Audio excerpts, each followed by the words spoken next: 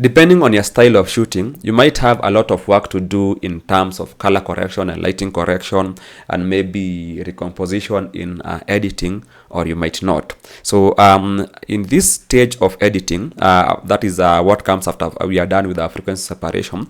Whatever needs to be done here is going to be varying from photographer to photographer or from editor to editor, because also our editing workflows vary. There are some of us who color grade before separation, some of us color grade after separation, some of us do lighting correction before separation, some of us do it after separation. But for my own kind of workflow, I normally do a bit of touch-ups after the FS is done, because even if I had shot raw and had done my color and light tweaks as I was loading the image on Photoshop, in the course of me doing my frequency separation and mixing and cloning, it is going to change the color properties and the light properties of the image a bit, okay?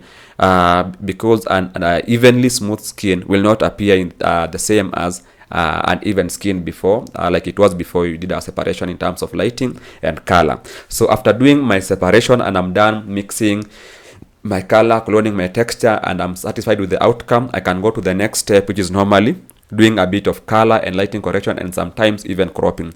So for me to do this, I'm going to make a new copy of whatever I've been working on, and we call that a merged copy. So normally what that is, it is a new layer that is made at the top of the selected layer that includes all the layers below it. So for example, I want to make the new copy on top of my FS group. Okay, I want it to be on top of the FS group, so that in case I need to do anything with the FS group, I can still have the FS group under it, untouched and modified, just like I've done my separation and my mixing and my cloning. So what I'm going to do, I'm going to select the FS layer.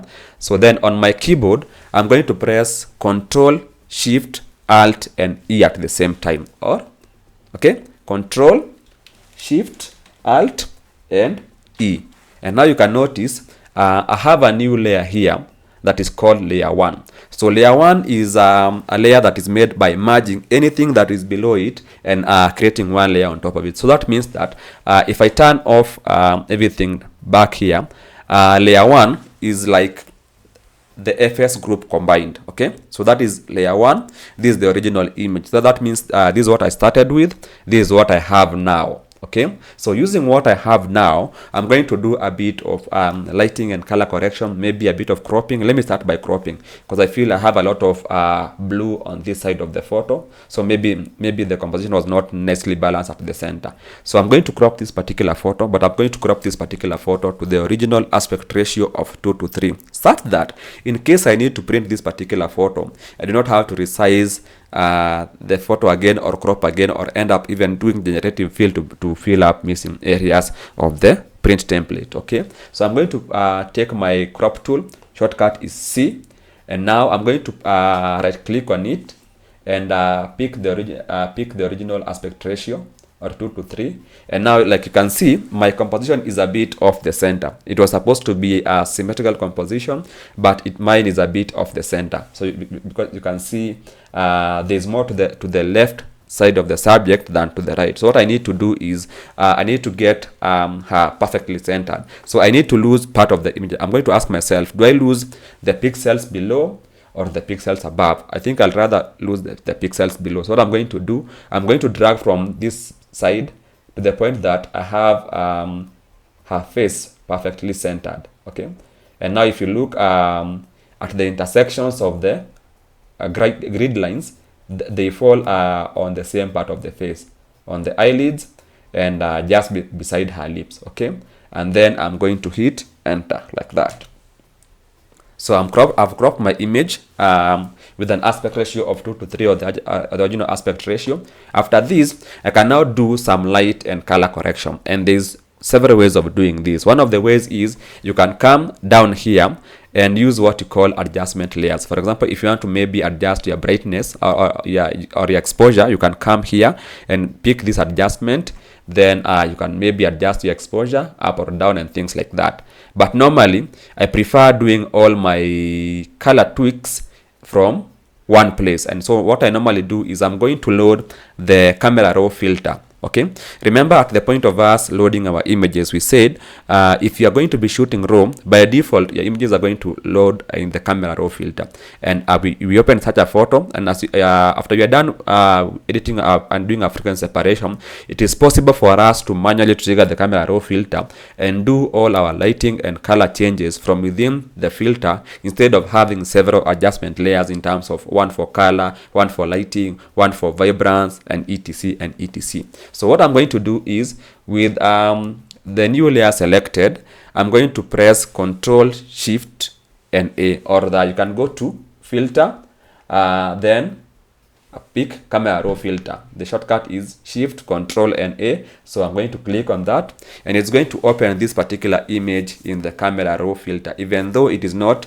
a raw image. Okay, and like I said, in the camera raw filter, if you want to see your before and after, you press Q like that, and now I can see my before on the left and my after on the right. So this image, to be honest, does not need any lighting and color correction, because it is a studio image. I was shooting in a control setup. I had a light, I had a reflector, I had everything right to get this photo right in terms of lighting and composition and color. So among the things I normally do here, just create a balance between my highlights and my shadows, because normally I normally shoot many of my images using flashes or strobes, and that gives me a bit of highlights, and with that comes a bit of shadows. What I normally do is I'm going to drop the highlights just a bit. You can see the skin is getting a bit less whitish, or if I can call it that. Then I'm going to raise the shadows a bit, and you can see now the dark part of the images are coming to life a bit. Okay, so you can see parts like here where you had a lot of shadows are becoming a bit brighter. So depending on how you shoot and the kind of look that you want to achieve, there might be a lot for you to do in this particular stage, or very minimal for you to do in this particular stage. For example, for my case, actually this stage for this particular image is optional, and that stems to, if you shoot nicely, remember about shooting for retouch, that topic. If you shoot nicely for retouch, you don't have to do a lot of correction in terms of recomposing or adjusting your color or your lighting in post-production. But in case you maybe want to adjust your colors, the colors are here. In case you want to go to the color mixer, it is down here. In case you want to do a bit of color grading, the scopes are here, but not my ideal kind of workflow, because normally, let me just be honest, I do not do color grading on my photography or my photos. I normally set my camera to get the right color that I want straight from the camera, by number one, having the right white balance, and number two, customizing my color profile. So for example, I normally shoot with my portraits with the vivid profile, and I add a bit of saturation, I add a bit of contrast to give me this kind of look straight off the camera. So what you have to go do here is going to depend on how you shot, and after you're done making your changes here, just click OK, and once that is done, you're going to have your changes appended to your photo, and now you can now go ahead and save the photo. So I'm going to export the image. I'm going to go to File, then I'm going to go to Export, then I'm going to go to Export As. It's going to give me a new window, this one here. So for the format, I'm going to pick JPEG, of course, because JPEG is the most universal photo quality. Then photo format, sorry. Then I'm going to have a high quality value of 7. Then I'm going to leave the rest as is. I'm not going to mess with the image size, the canvas size. I'm going to leave that as is. Then I'm going to click Export. It's going to open a new window for me. Then I can rename that photo to the original file number, then with edit next to it, and I can save it, and it's going to close that particular window.